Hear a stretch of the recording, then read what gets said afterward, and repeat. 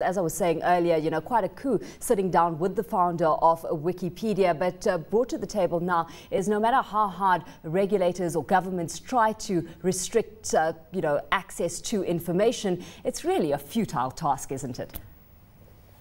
Sure, it certainly is futile, but what's more worrying is that there is a real chance of them damaging systems and freedoms just through a lack of understanding the technology. So Jimmy Wales himself, the founder of Wikipedia, he was quite vocal in his protest of the Stop Online Piracy Act in the States, what's become known as SOPA. And it wasn't because he believes that piracy is a good thing and that intellectual copyright and property shouldn't be protected, but rather that the way that the legislation was being suggested would be damaging to the very bits and pieces of the internet. And so the problem is that, yes, it's a completely inept legislation and you can't stop the flow of bits very easily on the one hand, while on the other hand you can cause real damage just through not understanding the technologies that you're trying to police. Taking a look at his experience over in China, he's highlighted specifically in his sit down with you that China does believe they're going to transition to a more open model in the future, and that's certainly something interesting to pick up on. Certainly. I've got first-hand experience of the great firewall of China and how easy it is to get around it. But it is worrying that you have a government that in the first place believes that they should be policing information, preventing people from reading on particular topics, using sites like Wikipedia or via social networks. So for sporadic periods of times, you've had services like Twitter completely blocked in China. You've had YouTube blocked. You've had particular pieces of Wikipedia blocked to try and control what people are reading and engaging with online, which is frightening to somebody like myself, but fairly commonplace in a country like China. Of course, for those that don't have experience in dealing with China and its legislative environment, we can bring it back to South Africa.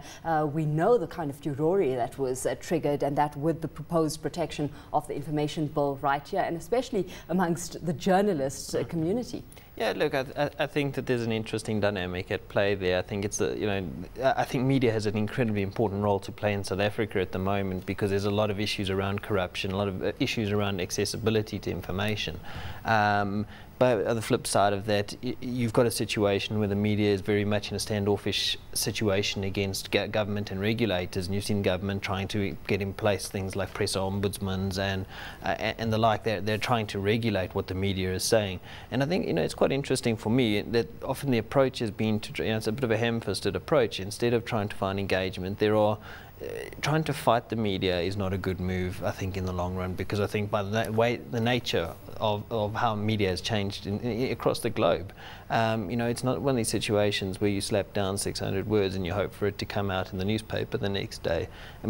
Decisions, quotes, comments, they can be shared so quickly, and that becomes a story on its own right. Absolutely. Well, Simon, what's interesting is that we've got Iran, and a suggestion coming through from that territory is that they're looking at deploying their own internal internet and blocking access to the actual network entirely. Just how viable, a solution is that to this entire problem for governments?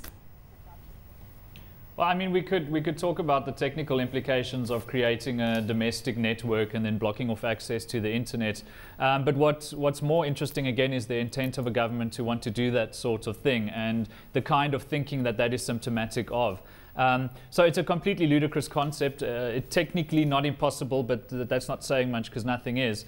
But once again, we're seeing, on the one hand, a complete misunderstanding of the technology, and on the other hand, an intent to take what looks like very real problems to a government, but then use overreaching legislation to try and tackle those problems. So, piracy is a great example, again, because we can all kind of find common ground with the sentiment of somebody who's created something or has the right to publish something and wants to protect those rights. But how do you protect those rights? And overreaching legislation that potentially damages the very fundamental bits and pieces of the internet is not the right way to go about it for piracy. And when irrespective of what you feel about the Iranian government's perceptions of the world and how they need to control thought within their country, certainly the way that they're proposing of doing that isn't right.